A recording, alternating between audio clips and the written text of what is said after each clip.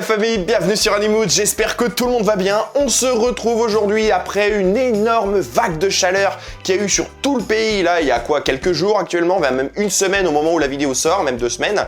Je pense qu'on va avoir le droit à une nouvelle vague de chaleur cet été qui risque d'être très intense. Et je pense que vous le savez, les vagues de chaleur pour tous nos animaux de compagnie et même la nature de manière générale, c'est un véritable fléau. Donc dans cette vidéo, on va s'intéresser aux différentes solutions que tu peux mettre en place pour pouvoir lutter contre cette vague de chaleur. J'espère que t'es prêt, c'est parti!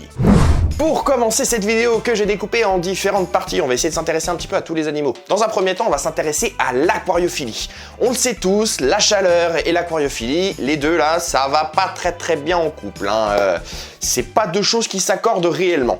En fait, ce qui est réellement dangereux en aquariophilie avec la température, c'est qu'une montée de température dans l'air ambiant va forcément faire monter la température de l'eau, et les montées trop brusques ou les descentes de température qui sont trop brusques aussi peuvent être fatales pour des poissons. C'est important, ça peut se faire, mais il faut que ce soit extrêmement lent. La première chose du coup qu'on peut mettre en place si jamais on rencontre ce type de problème, si jamais vous sentez que la chaleur commence à bien monter, déjà dans un premier temps, ça me paraît logique, vous allez commencer par éteindre votre équipement technique. Donc le chauffage, vous le coupez, le filtre, on le laisse en marche, bien sûr, on le coupe pas le filtre, parce que là sinon vous allez avoir un aquarium qui va partir en live total, et l'éclairage, je vous conseille aussi de le couper, puisque lui va dégager de la chaleur, les rampes LED ou même un éclairage classique va forcément dégager de la chaleur, et cette chaleur va se répercuter directement sur votre aquarium. Si jamais vous sentez que la vague de chaleur va être un petit peu longue, vous avez peur pour vos plantes ou même pour vos poissons de couper l'éclairage, dans ce cas-là, je vous conseille simplement de mettre un petit ventilateur entre l'éclairage et votre aquarium. Ça va faire en sorte en fait de dégager directement la chaleur qui va s'évacuer de votre rampe LED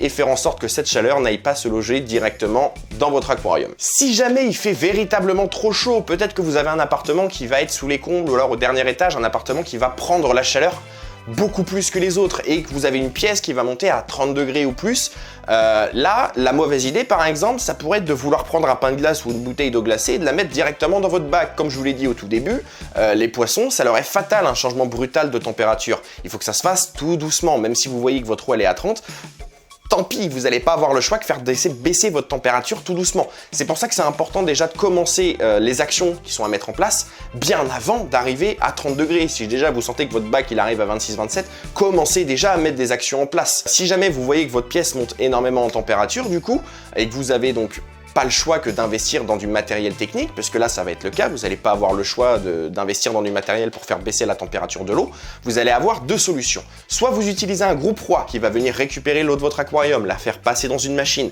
faire refroidir votre eau, donc si elle capte votre eau qui est à 30 degrés, vous la voulez à 26, elle va faire ressortir l'eau et la remettre dans l'aquarium à 26 degrés. Ça fonctionne terriblement bien.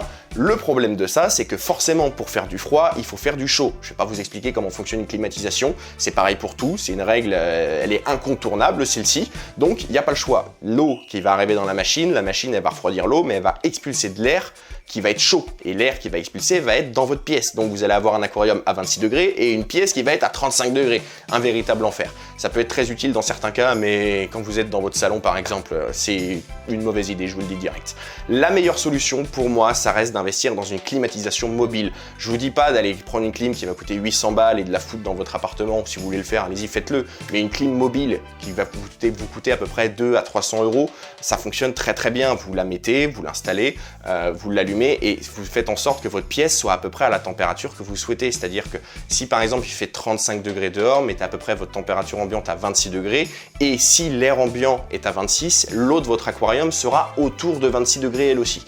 Voilà, il faut essayer de trouver ce juste milieu, et je trouve que la climatisation mobile, ça reste le meilleur compromis, même si financièrement parlant, c'est pas évident pour tout le monde. Maintenant, on va venir s'intéresser à nos amis les rongeurs. Nos amis les rongeurs, la période de canicule, c'est une période très difficile pour eux. Il faut savoir qu'ils sont extrêmement sensibles à la déshydratation et aux coups de chaleur, et même dans la nature, quand ils sont sauvages, c'est une période à laquelle ils ne sortent pas. La plupart du temps déjà, il faut savoir que les rongeurs sont crépusculaires ou nocturnes, mais pour ceux qui sont diurnes, parce que oui, il y en a, c'est une période où ils vont rester enterrés. En fait, ils vont rester au frais, ils vont se cacher, mais ils vont absolument pas sortir, il fait beaucoup trop chaud. En attendant, pour vous, pour vos rongeurs, pour les aider à supporter cette période caniculaire qu'on ne peut malheureusement pas éviter, il y a quand même quelques solutions. Déjà, dans un premier temps, tu vas pouvoir changer sa gamelle très régulièrement. Je sais que tu le faisais potentiellement tous les jours, mais là, il va falloir le faire encore plus pour lui fournir de l'eau fraîche. La mauvaise idée pourrait être de vouloir mettre un glaçon à l'intérieur. Je sais, ça peut partir d'un bon sentiment. On se dit que nous, on boit bien de l'eau très très fraîche avec des glaçons, mais c'est très mauvais pour notre corps déjà dans un premier temps, faut le savoir, même si ça fait du bien. Mais pour les rongeurs, et pour tous les animaux d'ailleurs, c'est pas bon pour eux du tout. C'est très important de leur fournir une eau qui est fraîche, mais pas trop non plus. Donc je t'invite à faire le changement peut-être 3 à 4 fois par jour pour leur fournir une eau qui est plus fraîche. En attendant, tu vas aussi pouvoir déplacer la cage dans un lieu qui est plus frais. Peut-être que chez toi tu as une cave, peut-être que tu as un garage, peut-être que tu as un cellier tout simplement, une pièce qui n'a pas de fenêtre, une pièce qui est un petit peu plus petite mais peut-être plus isolée de la chaleur. Tu vas pouvoir déplacer ton installation directement à l'intérieur. Si jamais malheureusement tout ça n'est pas possible, écoute, tu vas devoir essayer de supporter la chaleur avec eux, ou alors, comme le conseil numéro 1, enfin comme le conseil pour l'aquariophilie, tu vas pouvoir investir dans une climatisation mobile. Alors, pour la climatisation mobile, c'est une très bonne idée, ça va faire baisser la température ambiante de ta pièce, tu vas pouvoir la mettre à l'idéal pour eux. Par contre, il faut faire très attention de ne pas les mettre proches de cette climatisation. Les rongeurs sont aussi extrêmement sensibles aux coups de vent qui sont beaucoup plus frais. Alors oui, on va me dire, parce que je sais qu'il y en a encore qui me gonflent avec ça dans les commentaires des fois ou même en live, dans la nature, le coup de vent, ils sont pas sensibles, etc. Mais là, c'est des animaux qui sont nés en captivité, c'est des animaux qui ont été habitués toute leur vie à rester dans un endroit où il n'y a pas de courant d'air. Si là, vous leur fournissez, il fait 30 degrés dans l'air ambiant, vous leur mettez un courant d'air qui est à 25, je peux vous jurer que votre animal, il va pas le supporter. Donc ne le mettez pas proche de la climatisation, et pareil, on ne branche pas un ventilateur directement sur la cage. Moi, personnellement, ça me paraît évident, mais je préfère vous le dire, comme ça, j'ai la conscience qui est tranquille. En ce qui concerne la terrariophilie et les animaux inclus dans la terrariophilie, donc je compte les lézards, je compte les amphibiens, je compte les serpents, je compte les tortues par exemple aussi, ça rentre à l'intérieur, donc tous ces animaux-là vont être, en termes de sensibilité, c'est plutôt varié. Il y en a qui supporteront très bien, je pense à tous les lézards désertiques par exemple, ou les serpents désertiques. Eux, alors là, la chaleur, il n'y a aucun problème. Hop, hop, pile hop, on vient s'exposer au soleil, tranquillou, 50 degrés, hop, ça fait pas peur, il n'y a aucun souci. Par contre, en termes de reptiles tropicaux, là, ça va être quand même vachement plus varié. On va prendre un gecko à crête par exemple. Bon, la température à peu près 30 degrés. Faut pas que ça dure plusieurs jours, genre 2-3 jours, ça posera aucun problème s'il y a une petite redescente de température la nuit, ça lui posera aucun souci. Si jamais ça dure un petit peu plus longtemps, là ça risque d'engendrer du stress et du coup votre gecko à crête va pas forcément trop kiffer. Pour beaucoup de bestioles en fait ça va être ça le problème. Les grenouilles d'Androbat par exemple qu'on a juste ici, c'est exactement la même chose. Faut pas que la température elle dépasse les 30 degrés pendant trop longtemps, sinon ça peut être dangereux pour eux. Les serpents qu'on a ici, c'est à peu près la même chose aussi. Bon, le Python Réjus, ça va. Mais pour le serpent des blés, c'est quand même important d'éviter de dépasser trop longtemps les 30 degrés. Si jamais ça doit arriver, dans ce cas-là, je vous conseille de descendre votre installation dans une pièce qui va être un petit peu plus fraîche. Si jamais vous n'avez pas de pièce un petit peu plus fraîche ou alors vous avez des installations qui sont trop grosses, comme nous on a là, vous ne pouvez pas les descendre. Donc si c'est des serpents, ce que vous pouvez faire, c'est tout simplement les mettre dans une install provisoire, dans une boîte directement. Vous mettez une cachette, une gamelle d'eau, que vous changerez tous les jours bien entendu, et vous descendez votre serpent dans sa boîte directement dans votre cave, en faisant bien attention qu'il ne puisse pas l'ouvrir, hein, bien entendu, sinon il y aura un serpent qui va se balader dans l'immeuble. Je suis pas sûr que les voisins ils vont kiffer vraiment l'idée. Mais en attendant, ça fonctionne très bien. Mais ça fonctionnera que pour les serpents. Les lézards et tout ça, eux, se retrouver dans une petite boîte pendant 3 jours, ils vont pas kiffer du tout.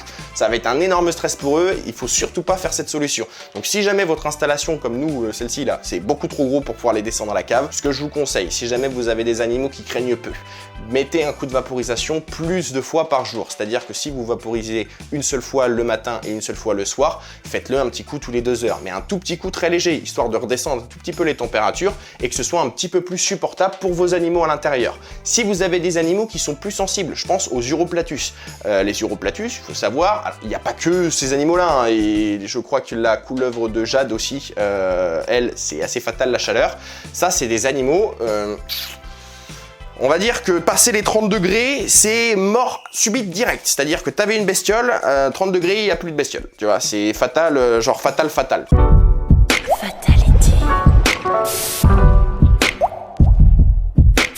C'est vraiment, faut faire très attention avec ça. Dans ce cas-là, je vous conseille d'investir directement dans une climatisation mobile. Ça va rafraîchir l'ambiance de la pièce, comme ça votre animal pourra mieux supporter cette période.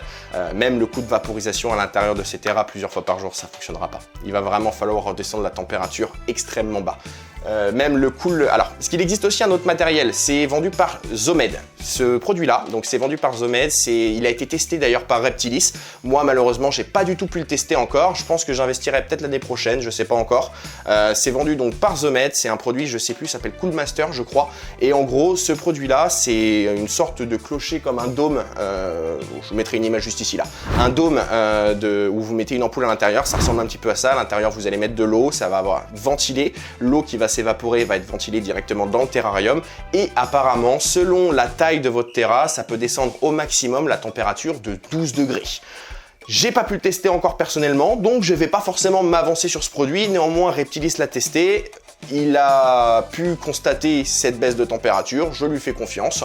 Donc, je pense que ce produit peut être efficace dans certaines installations. Stop! Surtout ne quitte pas, j'ai un message à te faire passer. Là, on arrive bientôt à la fin de l'été. On a un objectif de dingue. On aimerait atteindre les 10 000 abonnés. Donc, si tu veux nous aider à atteindre cet objectif, appuie sur le gros bouton rouge qui est juste ici. Enfin, celui qui est un peu plus bas, excuse-moi. Mais en tout cas, appuie sur le bouton rouge. On veut atteindre cet objectif de fou furieux. Tu vas pouvoir aussi nous rejoindre sur les réseaux Instagram, TikTok et Facebook pour avoir des photos, des vidéos, des news de tous les animaux qu'on a au studio. Et bien sûr, si tu as envie d'investir sur la chaîne, si tu as envie de nous aider à faire des vidéos de meilleure qualité avec des animaux toujours plus fous, eh ben écoute, rends-toi directement sur notre site internet. Tu vas pouvoir trouver plein de designs différents, sur plein de produits différents, des t-shirts, des accessoires, des pulls, des sweats, enfin bref, il y a énormément de choses. Les designs, ils sont tous incroyables. Je pense au surimi des Caraïbes que j'adore, je le trouve littéralement magnifique, ce petit crabe, incroyable. La Dendrobat, la Ninja Dendrobat, elle est littéralement magnifique, je la trouve juste incroyable. Ça va être ma première commande, ça c'est sûr et certain, ça va être ma première commande. Donc si tu veux pouvoir te commander ce produit, rends-toi directement sur notre site internet, tu as le lien directement dans la description. Ça y est, j'en ai fini avec la petite partie auto-promo qu'on essaie de vous caler à chaque vidéo, mais tu vas pouvoir retrouver la suite maintenant. On va du coup pouvoir maintenant s'intéresser aux chiens. Nos amis les chiens, nos meilleurs amis, apparemment le meilleur ami de l'homme. Effectivement, moi je le confirme, j'adore mon petit toutou. Il faut savoir que l'été, les chiens sont extrêmement sensibles à la chaleur. Il faut faire très attention. Un coup de chaleur chez un chien, ça peut arriver en 15 minutes. La déshydratation, ça peut être fatal littéralement en 15 minutes. Donc il y a plusieurs choses à mettre en place et plusieurs choses auxquelles il faut faire attention. Déjà, dans un premier temps, les balades en pleine journée et les balades en plein soleil, on essaye de les éviter. Je sais que parfois, c'est pas forcément possible pour X raisons, ça peut arriver. Mais il faut quand même essayer de les éviter parce que le soleil, ça tabasse littéralement votre chien et il va falloir faire très attention. En plus de ça, le soleil, il va venir tabasser le goudron qui va être au sol et le goudron qui va être au sol, il va atteindre des températures, je pense que vous n'imaginez même pas. Vous le ressentez pas forcément parce que nous, on porte des chaussures continuellement. Mais enlevez votre chaussure, enlevez votre chaussette, foutez votre pied sur le goudron bien brûlant, vous allez le sentir passer. Dites-vous, votre chien, c'est exactement la même chose. Chaque fois que vous l'emmenez dehors par des températures pas possibles, vous lui brûlez les coussinets. Je vois des photos tous les ans qui tournent. Je vois des gens qui montrent ça chez les vétos, tout ça. C'est des brûlures au 2e degré. Enfin, c'est des brûlures qui sont quand même littéralement importantes. Faites très attention. Si jamais vous devez sortir votre chien pour X ou Y raison pendant ces températures-là, dans ce cas-là, il va falloir investir dans des petites bottines. C'est des petites chaussures que vous allez mettre à votre chien. Comme ça va venir le protéger déjà de tous les éclats de verre. Moi, je sais que je vais investir dedans et je vais l'habituer pour qu'il puisse les porter été comme hiver, parce que tout ce qui est éclat de verre, moi j'habite en ville, donc c'est un véritable enfer. Mais en plus de ça, ça va réellement le protéger de la chaleur. Et ça, c'est véritablement important pour protéger votre chien. Pour contrôler justement la déshydratation de votre chien, je vais vous donner une petite technique, même 2 petites techniques qui sont assez efficaces pour pouvoir la contrôler. Déjà, la première, ça va tout simplement être de mettre votre main dans la bouche de votre chien. C'est pas forcément la solution la plus ragoûtante, ça fonctionne assez bien. En fait, vous regardez un petit peu votre salive à vous à l'intérieur de votre gencive et il faut que ce soit à peu près la même chose. Si jamais vous voyez que votre chien c'est assez sec à l'intérieur, dans ce cas-là, il commence à être en déshydratation et je vous conseille de rentrer assez rapidement pour pouvoir l'abreuver. C'est pas la meilleure c'est pas la plus précise, mais en tout cas elle fonctionne. Une technique un petit peu plus précise qu'on utilise moins souvent, mais qui fonctionne mieux je trouve, c'est donc vous prenez votre chien, on va dire que là c'est mon chien, voilà, par exemple, il y a la tête, il y a la queue qui est ici, et au niveau de l'arrière-train, vous voyez la zone où ils adorent être grattés juste au-dessus là, au niveau de la queue, et bah cette zone-là, vous allez prendre la peau, la pincer, et vous allez la relâcher. Une fois que vous l'avez relâchée, en fonction du temps qu'elle va mettre à reprendre sa forme initiale, vous allez savoir comment votre chien est déshydraté. C'est-à-dire que si vous pincez et que en moins d'une seconde, la peau reprend sa forme nickel, ça veut dire que votre chien est correctement hydraté. Si la peau reprend sa forme en entre 1 à 2 secondes. Là, votre chien commence à être en déshydratation, il va falloir rentrer pour qu'il puisse boire et se reposer.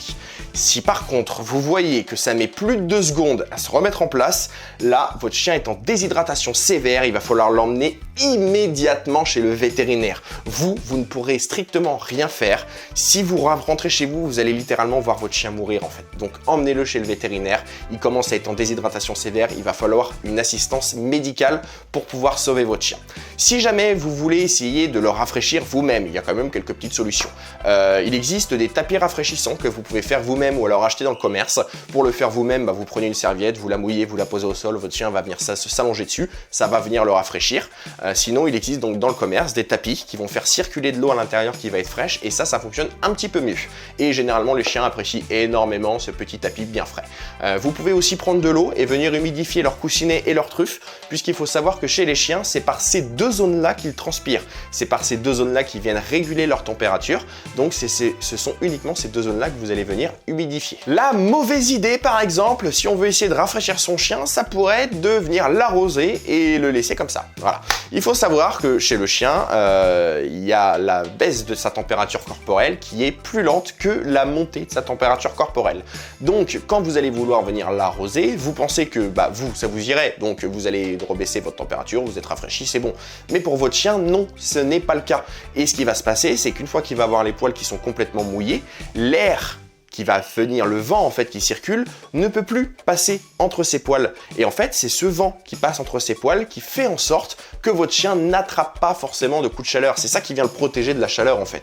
Donc si vous faites ça, vous créez un espèce de bouclier et vous le protégez plus du tout de la chaleur. Si vous voulez vraiment aider votre chien, ce qu'il faut faire, c'est acheter une petite piscine directement, ou alors vous l'emmenez au bord de la rivière et vous le faites se baigner entièrement. Vous allez voir votre chien qui va rester une demi-heure, 3/4 d'heure, 1 heure dans la flotte, parce que là, il faut ce temps-là pour baisser sa température corporelle et faire en sorte que ce soit l'idéal pour lui. Donc là, c'est vraiment les deux, c'est vraiment comme ça qu'il faut faire pour essayer de mettre bien son chien et faire en sorte qu'il puisse se baigner, parce que juste l'arroser comme ça suffit vraiment pas. Une petite chose à faire attention aussi. Alors ça, c'est vrai que les gens n'y pensent pas forcément. Pendant les coups de chaleur, pendant les fortes chaleurs, quand vous allez promener votre chien, et ça c'est valable de jour comme de nuit, il faut faire attention au retournement d'estomac. Quand votre chien va venir se dépenser à l'extérieur avec la chaleur et tout ça, il y a son rythme cardiaque qui va s'accélérer. Vu qu'il fait chaud, votre chien va avoir soif. Quand il va venir boire, une fois que vous êtes rentré de la balade, son rythme cardiaque n'est pas encore redescendu. En venant boire, il risque de se faire un retournement d'estomac, puisqu'il va boire une grosse quantité d'eau. Alors ça, c'est valable pour les gros buveurs. Les petits buveurs, ça devrait aller, il n'y a aucun problème. Mais pour les gros buveurs, ceux qui s'acharnent sur leur gamelle jusqu'à la vider entièrement, la gamelle de flotte, eux, faut faire attention, puisqu'ils vont venir boire, le rythme cardiaque, et d'un coup, l'estomac se retourne, et c'est fatal pour votre chien. Pour éviter ça, ce que je vous conseille, c'est juste de remplir un fond de gamelle, votre chien va s'acharner dessus, vous attendez 2 minutes. Vous remettez un petit fond de gamelle, il va s'acharner dessus, vous attendez 2 minutes. Ça, c'est vraiment pour le déshydrater. Et au bout d'1 heure, quand le rythme cardiaque est bien redescendu, là, vous allez pouvoir remplir sa gamelle normalement, exactement comme vous le faites d'habitude. C'est pas le fait qu'ils boivent beaucoup en fait le problème, c'est qu'ils boivent beaucoup et que son rythme cardiaque il fasse ta ta ta ta ta ta ta ta. C'est cette combinaison qui fait que c'est un réel problème et que ça crée du coup des retournements d'estomac. Bien sûr, parce que ça aussi je le vois encore très souvent, pour rafraîchir son chien, on ne le rase pas. Je te l'ai déjà dit là avec le truc de bouclier thermique avec la flotte, quand tu rases ton chien, et bien du coup tu lui enlèves ce bouclier qu'il a contre les rayons du soleil, puisqu'il faut savoir que les poils viennent le protéger des rayons UV, des rayons du soleil qui viennent potentiellement le brûler, mais en plus de ça, ça vient créer un bouclier de chaleur, et en dessous en fait tu vois la chaleur elle va s'arrêter au haut de ses poils, et en dessous tu as tout le vent qui passe pour le rafraîchir, et éviter justement de ressentir de trop sa chaleur. Donc tu lui enlèves ses poils, c'est clairement l'équivalent de toi, tout nu, tout seul, en plein milieu du Sahara, comme ça. Voilà. C'est clairement un équivalent de ça, donc si tu veux l'éviter, mais ne rase pas ton chien en fait. Littéralement, ne rase pas ton chien. C'est super important de ne pas le faire. Et bien sûr, alors moi, ça me paraît assez évident, personnellement. Mais c'est vrai que je préfère encore une fois le dire, la gamelle de votre chien, il faut la changer souvent. Il faut lui mettre de l'eau fraîche à sa disposition. Et bien sûr, comme pour les rongeurs, on ne met pas de glaçons dans la gamelle. J'ai dit de l'eau fraîche, je n'ai pas dit de l'eau très fraîche. Et les chats? Alors, les chats, il faut savoir qu'ils sont quand même beaucoup moins sensibles que les autres animaux aux coups de chaleur. Ils sont aussi beaucoup moins sensibles à la déshydratation, mais quand même, il faut pas exagérer non plus, hein. Le chat, il va quand même kiffer un petit peu le frais quand même. Il faut savoir que pour votre chat, donc vous pouvez l'aider dans la lutte contre cette canicule, même si c'est pas forcément un risque réellement pour lui. Vous pouvez l'aider de différentes façons, comme pour le chien, en allant lui mouiller la petite truffe ou alors le petit coussinet. Même si, honnêtement, venir mouiller un chat, c'est pas forcément la meilleure idée. Vous avez... Ah, pas pour tous, hein, il y en a qui le supportent très bien, mais je prends mon chat par exemple, j'essaie de lui mouiller les coussinets. Je me fais tatouer des pieds à la tête. Sinon, vous pouvez aussi leur mettre à disposition une serviette qui va être mouillée, exactement comme pour le chien. Alors là, encore une fois, les chats qui ne kiffent pas l'eau, je prends la mienne par exemple, c'est mort, hein. J'ai essayé, ça marche pas du tout, elle s'en fout de la serviette, elle veut même pas s'en approcher, mais alors clairement pas. Du coup, il y a eu quand même une solution. C'est vrai que la société qui fabrique les tapis rafraîchissants pour les chiens a pensé aux chats, le fait aussi pour les chats. Bon, en réalité, je crois que c'est surtout fait pour les petits chiens, mais bon, ça peut être utilisé pour les chats. Et du coup, ça fonctionne très bien. Les chats viennent dessus, ils sont pas mouillés, ils sont au frais, ils adorent ce truc-là. Sinon, vous le verrez, votre chat va généralement se cacher dans une pièce qui va être beaucoup plus fraîche. Essayez de lui laisser un libre accès à cette pièce. Si typiquement vous avez un garage, laissez la porte du garage ouverte, histoire que votre chat puisse faire un aller-retour entre votre maison et votre garage, qu'il puisse continuer à aller dans sa caisse, qu'il puisse continuer à manger, à s'abreuver et aller dans sa pièce au frais. C'est généralement un moment pour les chats qui est pas forcément toujours facile, même s'ils le supportent assez facilement, et c'est pour ça que c'est mieux de les aider dans ce moment-là. La mauvaise idée, parce que comme d'habitude, moi j'en vois plein des mauvaises idées sur Facebook et compagnie, hein, mais alors j'en vois tellement des collègues, enfin des anciens collègues et tout ça.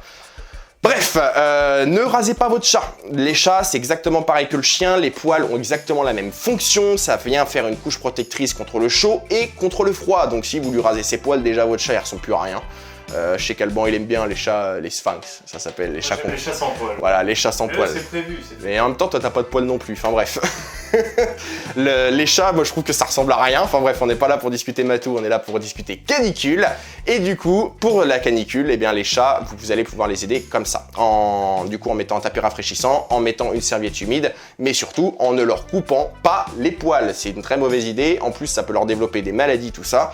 Et puis votre chat, il ressemble à rien, miskin, le pauvre quoi. Le pauvre, ça doit être réservé dans des cas médicaux, parce que oui, le vétérinaire le fait, donc c'est pas parce que le vétérinaire le fait que c'est mal, non, il le fait dans des cas médicaux parce qu'il a besoin de faire une couture, ce genre de choses. Donc c'est vraiment réservé dans de rares cas, mais vous ne devez jamais le faire.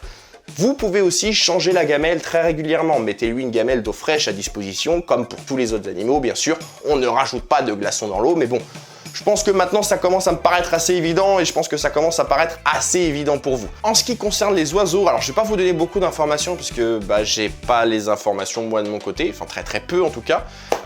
Tout ce qui concerne les oiseaux un peu européens qui sont dans des climats plutôt tempérés, là je n'y connais rien, je n'ai aucun conseil à vous donner par rapport à ça. Si c'était ça que vous cherchiez, je vous conseille de vous rendre du coup sur une autre vidéo malheureusement. Si par contre vous avez des oiseaux qui sont exotiques que vous maintenez chez vous, comme des calopsites, comme des twigs, comme des perroquets, ce genre de choses, là je vais pouvoir vous donner un petit conseil. Déjà, il faut savoir que ce sont des oiseaux qui sont beaucoup moins sensibles que les autres animaux aux coups de chaleur. Par contre, ils sont moins sensibles aux coups de chaleur, mais ils sont assez sensibles à la déshydratation. C'est pourquoi une forte chaleur ne les dérangera pas. Par contre, le fait de laisser la cage en plein soleil, ça va les déranger. Parce que là, ils vont se déshydrater assez vite et ça peut leur être fatal assez rapidement. Si vous voulez les aider dans cette période, vous pouvez essayer de leur donner des douches un petit peu plus fréquemment. Vous les vaporisez histoire de les aider à ce niveau-là. Évitez par contre, si vous êtes en intérieur, d'ouvrir les fenêtres ensuite, de leur mettre des courants d'air, puisque ce sont des animaux qui ont, je pense du coup, rarement été à l'extérieur, donc qui n'ont jamais été habitués à avoir des courants de différentes températures, excusez-moi, j'ai un peu de mal à m'exprimer après toute cette longue vidéo, mais en tout cas voilà, c'est des animaux qui sont peu habitués à ça, et si du coup vous les mouillez et en plus vous lui mettez un courant d'air qui a une température différente de l'air ambiant, ils risquent de pas forcément trop kiffer, donc évitez de le faire. Sinon vous pouvez changer les gamelles assez fréquemment, les gamelles d'eau j'entends, mais sinon voilà, pour les oiseaux un peu exotiques, c'est un peu la seule solution que je peux vous donner, et sinon si vous avez des oiseaux qui sont en volière à l'extérieur, alors là, je sais pas. On n'a jamais eu d'oiseaux nous à l'extérieur, j'ai aucune expérience là-dessus, je me suis personnellement pas encore renseigné sur le sujet, donc je ne veux pas vous dire de bêtises, allez vous renseigner sur une autre vidéo. Pour cette dernière partie, j'avais envie de mettre un petit peu l'œil sur les animaux sauvages, la nature qu'on a à l'extérieur, parce que c'est bien mignon, on ramène un petit peu de bout de nature, nous, chez nous, dans des installations comme celle-ci, mais je pense que c'est quand même intéressant de s'intéresser à la nature, qui est présente naturellement tout autour de nous. Donc, si vous voulez l'aider dans cette période qui est pas forcément facile, une période très chaude, très difficile pour les animaux, une période où il y a énormément d'assèchement, les animaux meurent énormément de déshydratation, je vous conseille d'installer des petits points d'eau chez vous.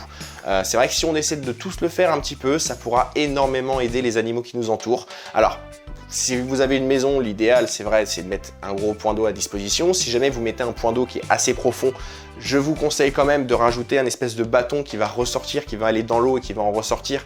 Parce que si jamais vous avez beaucoup de profondeur, je pense à tous les rongeurs qui vont essayer de s'abreuvoir à l'intérieur, qui risquent de tomber et qui s'ils tombent ne peuvent pas remonter et risquent de mourir. Vous voyez, c'est un petit peu contre-productif. Vous essayez de les sauver, mais finalement vous en avez buté un.